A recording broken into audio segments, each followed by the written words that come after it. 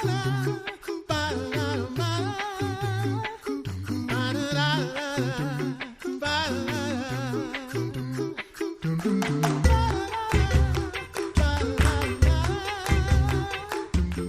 listening to The Coffee Hour. I'm Andy Bates. I'm Sarah Gulseth. Thanks to Concordia University, Wisconsin for supporting The Coffee Hour. Find out more about Concordia University, Wisconsin at cuw.edu. Live uncommon.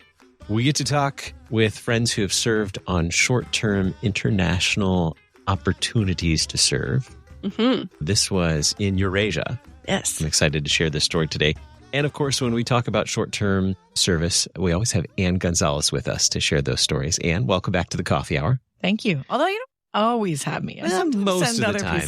That's true. Sometimes it's Aaron. Yeah. That's or one true. Of the volunteer coordinators. That's true. Some of the folks out in the field as well. Yes. Anne Gonzalez is manager for short-term mission training and engagement here at the LCMS International Center in the Office of International Mission. You get that mouthful right every time. Thank you. Joining us today, volunteer the Reverend Kevin Graudin. He served on the team providing missionary kid programming at the Eurasia Missionary Conference. And I am excited to hear your story. Pastor Graudin, welcome to The Coffee Hour. Oh, thank you. Welcome. It's good to be here. Thank you for inviting me. Now, you shared with us before the program today that you wanted to make sure that people who hear this story and who learn about opportunities to serve know that you're just an average person, a normal person. Mm-hmm. They don't have to be a pastor to serve in this capacity, right? Right, exactly. Yes. In fact, I sort of relished the fact that I wasn't in charge. I was simply there to serve and to love on some young children. So it was a delight. And I believe out of the 8 people on his team, 5 of them were lay people. 2 pastors and a DCE and 5 lay people. Cool. I hope I haven't forgotten somebody's status in there. But Nope. No, that's right. All servants, all ready Correct. to serve. Well, Pastor Graudin, when did you first become interested in serving in a short-term mission setting? Yeah, during my ministry, our churches, the churches I've served at, have sponsored and supported ministries, international ministries and missions. Our church, where I am now, we've been traveling to Alaska for short-term mission work, but I've never done anything internationally. And so, I don't know, always thought it would be a very enjoyable but also eye-opening experience. And then the lady that we've been supporting, Cindy Rucky from the Czech Republic, she invited my wife to join on this particular team. And Teresa, my wife, was delighted and excited, and I was too. So that's sort of what got us going. So tell us about the missionary conference. Where did this take place? What was this conference like? Yeah, this was a gathering of Eurasian missionaries, the Lutheran Church Missouri Synod missionaries. We gathered in Jurmala, Latvia, which is a beautiful city on the Baltic. It's, probably 20 miles from Riga. Riga is the capital of Latvia, also the largest city in the Baltic area. And I think I was really delighted. I didn't know what to expect, but we know how to treat our missionaries properly because these dear ones were there for some R&R. Also some education. Dr. Bierman was teaching them, one of our professors, on Sabbath and rest. But they were in a Jurmala hotel and spa, and it was just a beautiful setting. And, they did some wonderful programs with the group, and we were able to join in. So it was a delightful place. So this was a bit of a retreat for our missionaries who are serving nonstop in the field. And so what were your responsibilities on this particular mission? Well, we were called upon to provide a sort of a vacation Bible school setting for their children. I think the numbers varied from day to day, but generally it was 22 to 25 of their kids starting at 18 months, I think, and on through high school. And our responsibility was to take some wonderful material that Anne Gonzalez and also Chelsea Irwin and Ben Helge and others put together called Jesus Frees Us. And it was sort of a vacation Bible program where you would have a Bible story. You would also have activities, crafts, music. And I do want to especially emphasize the music. That's always been my love when I've been involved in Vacation Bible School. And Ben Helge put together a song called Jesus Frees Us, which was really peppy. The kids enjoyed it. It also fit with the theme because our theme was Jesus frees us one day to forgive others. The next day was to trust God. And I think the third day was to really live. And so the song just fit perfectly.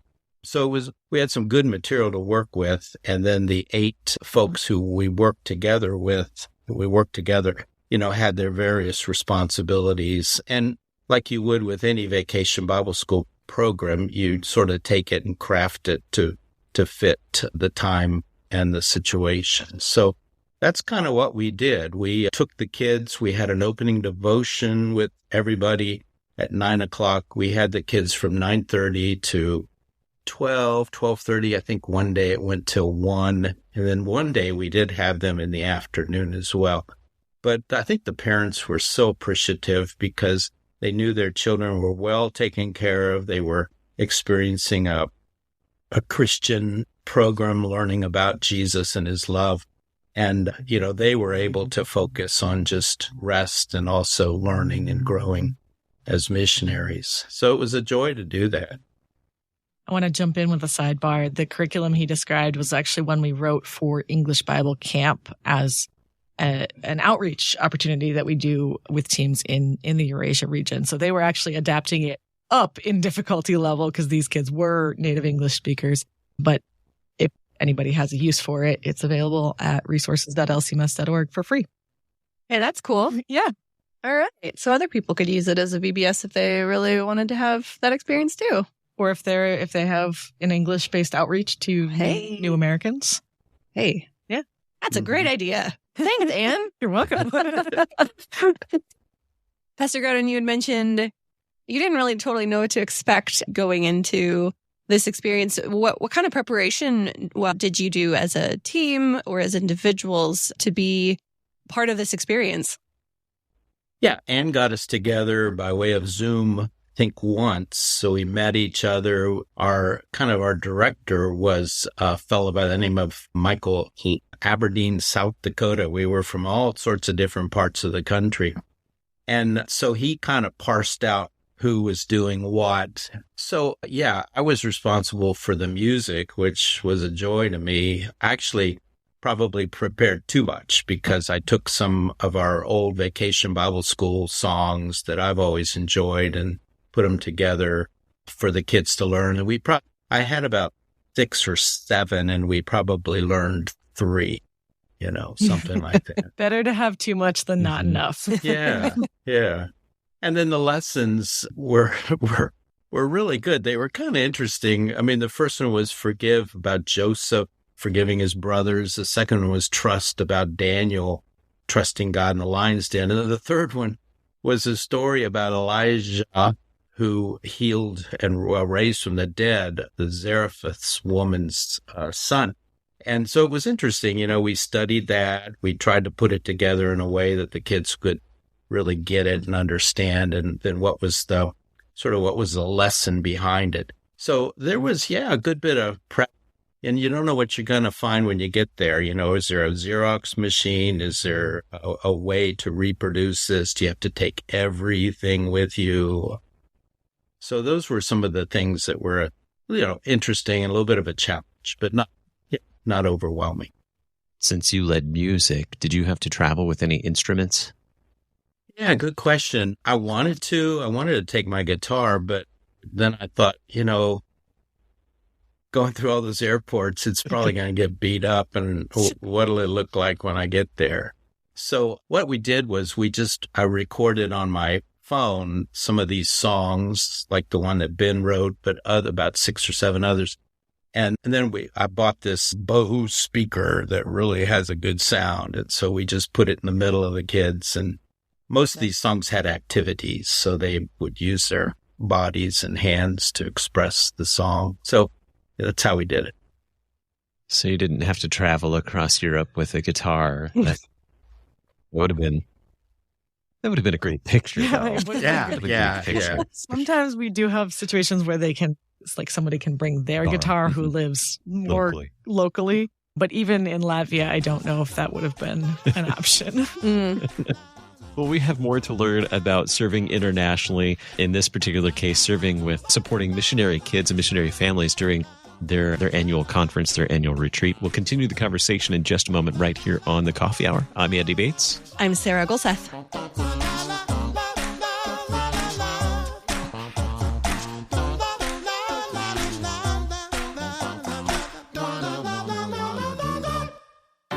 At Concordia University, Wisconsin, we believe you were created for a reason: to use your God-given gifts to help others, to live a life of self-sacrifice in a me-first world, to live a life that's uncommon. Whether you're taking one of 50-plus online programs or learning with us in person on the shores of Lake Michigan, you'll be equipped to make an uncommon impact. Learn more at cuw.edu. Concordia University, Wisconsin. Live uncommon.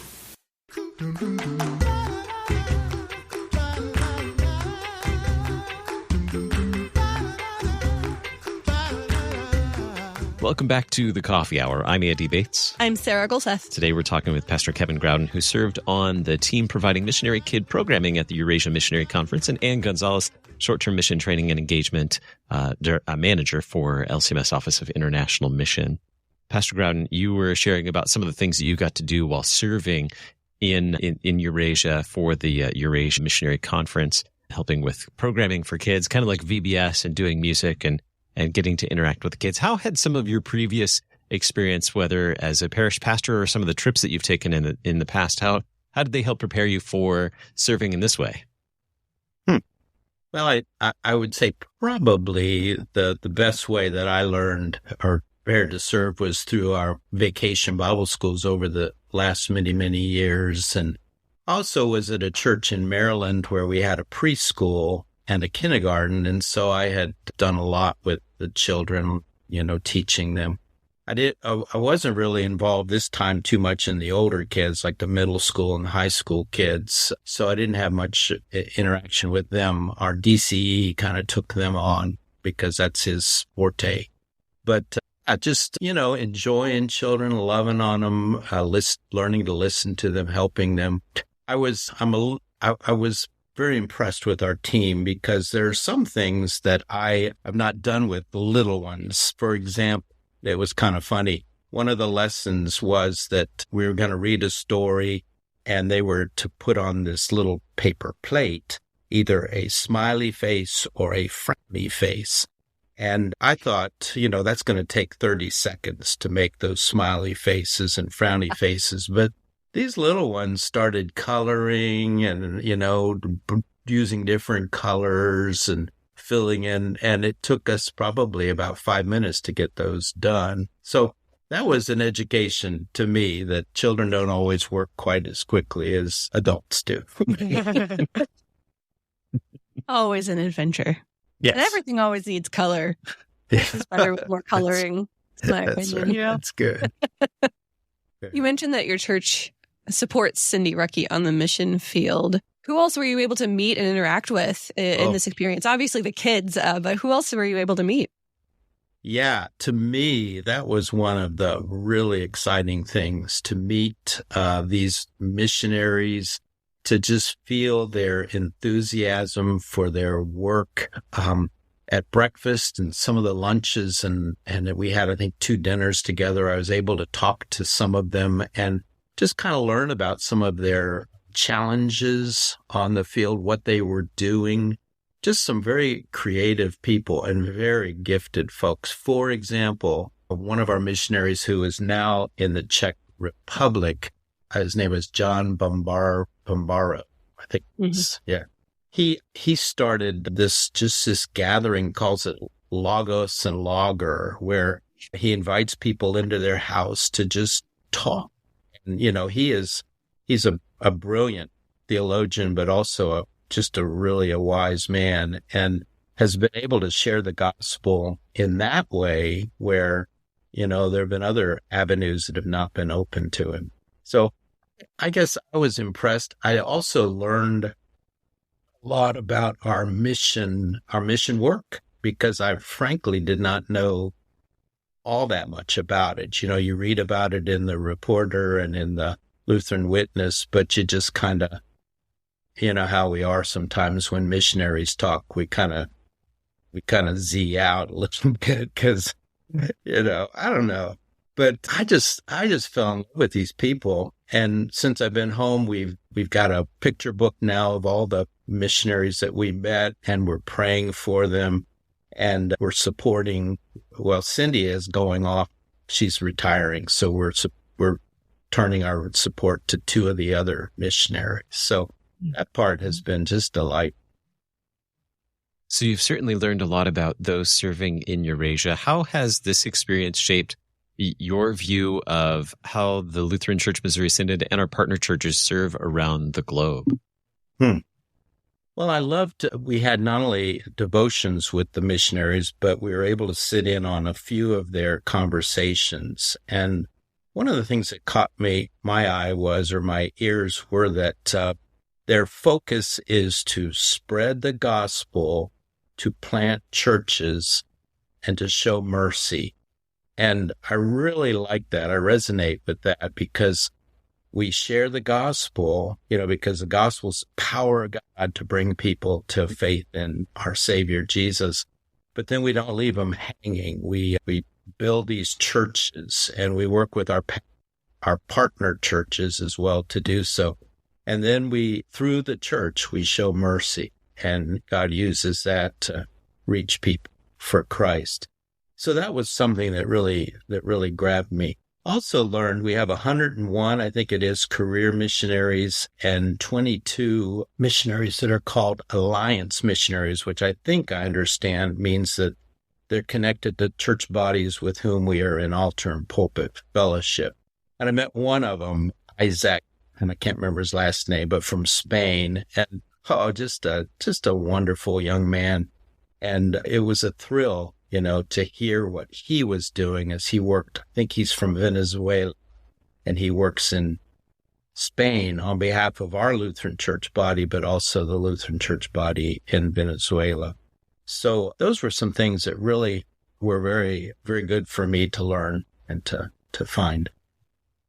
Yeah, it's really amazing to learn all of the things that our International Mission, Office of International Mission does, and just the expansive work around the globe that you're right. Sometimes we just kind of gloss over it, but when you get to meet the people that are involved in this, it's really incredible to hear their stories and to know all the work that they're doing. What are some of the other things that you learned maybe about yourself, about how you work with other people, those types of things? What else did you learn while you were serving in this capacity? Oh, thank you. Yeah, my first time to Europe, I've been to other countries, but never to the European nations. And it was interesting. I was so impressed with how people easily speak 2 to 3 languages without most of the time any effort at all. And I think as Americans, we just are so impressed with that ability. And I saw that in some of our mission children. The one gal who was working with us had been a missionary child all of her life, and she spoke Russian, English, and some Chinese. I go, whoa. It's really amazing. Shush. Yeah. So that was really amazing. I think the language barrier, I realized how huge language barrier is, because my wife and I did some further traveling in Latvia following the mission conference, and we would come upon somebody in a city, even at their welcome center, who didn't speak any English. And of course, I don't speak any Latvian. And, you can point at each other and sort of point, you need to go to the bathroom, but that's about it. And so language is quite a barrier, be nice when we all speak the same language. because it does divide us. But I'm just so thankful for people who dedicate their life to learn these languages and to share the Lord Jesus.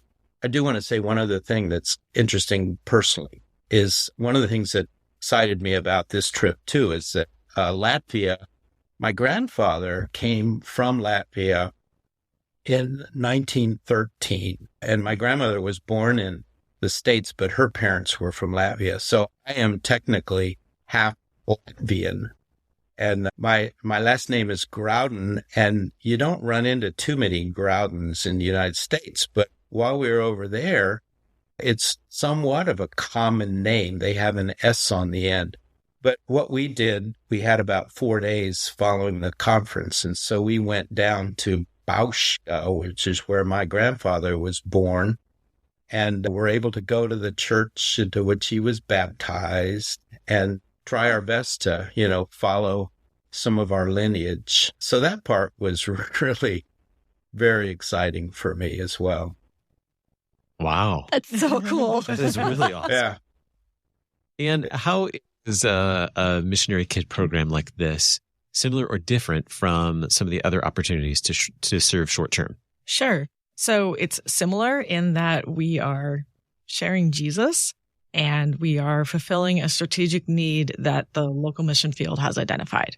It's different because you are generally staying somewhere that's a little bit nicer. And mostly that's because that's the kind of facilities that can host, 50 people all at once. And also that you are working with kids who are definitely already Christians and are native English speakers in most cases. With the rise of the Alliance Missionary Program, we do actually have some kids for whom English is not their first language at this point, but still primarily, U.S. expat kids. So, but yeah, like I said, we've been able to adapt curriculum that we wrote for, sort of a different purpose and use it in some of these missionary kid programs. And yeah. All right. So tell us more about opportunities that are coming up. Yeah. So the one that we have posted that's a similar opportunity is for Africa. They are having their retreat in, I believe, March. And so we are currently recruiting a team for that. And you can go to servenow.lcms.org to find out about that. And while they're not posted yet, every region does this at least once a year. And so I know that probably next August, we will have both this opportunity in Eurasia, but also the one in Latin America and the Caribbean. And then Asia usually does theirs in January. And so theirs is full for 24, but I anticipate having a request for a similar team in 2025. So if you can't serve in March, there's still plenty of opportunities to keep your eye out for. Yeah, it's nice that this is a bit of a revolving opportunity. Yep. So there's opportunities, if this is interesting, that will come up regularly. For all of the different mission fields. So yeah, that is very cool. Now we know we've established already that normal, regular people can serve on these themes. Yep.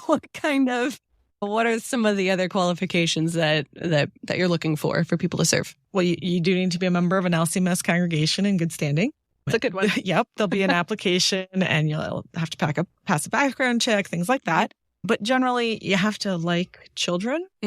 Yeah. And if you have experience with camp or VBS or any of those sorts of things, teaching Sunday school, those are helpful but not required. Very good. Very good. Servenow.lcms.org is the place to find out more about opportunities like this to serve. Correct. We have just about a minute left, and I did not ask my really important question of Pastor Graudin. While you were serving internationally, did you experience any great food? Did you discover new food that you like while serving in Latvia? Yeah, they have wonderful food there. We enjoyed, get this, it's called gray beans and bacon.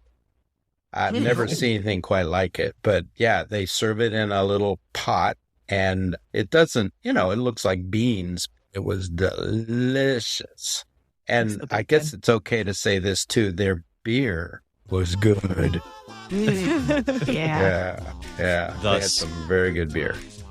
Dr. Bombaro's Logos and Lager. Right. Yeah. That makes sense. Makes sense. Well, thank you so much, Pastor Graudin, for being our guest and sharing your great story with us on the Coffee Hour today. My pleasure. Thanks for having me. And Anne Gonzalez, Manager for Short-Term Mission Training and Engagement at the LCMS Office of International Mission. Thanks for being our guest. My pleasure. You've been listening to the Coffee Hour. I'm Andy Bates. I'm Sarah Gulseth. The Coffee Hour with Andy and Sarah is a production of KFUO. To support the Coffee Hour and KFUO Radio, visit KFUO.org. You can also text KFUO to 41444 or send an email to gifts@kfuo.org. And you can call us at 800-844-0524. KFUO. Christ for you, anytime, anywhere.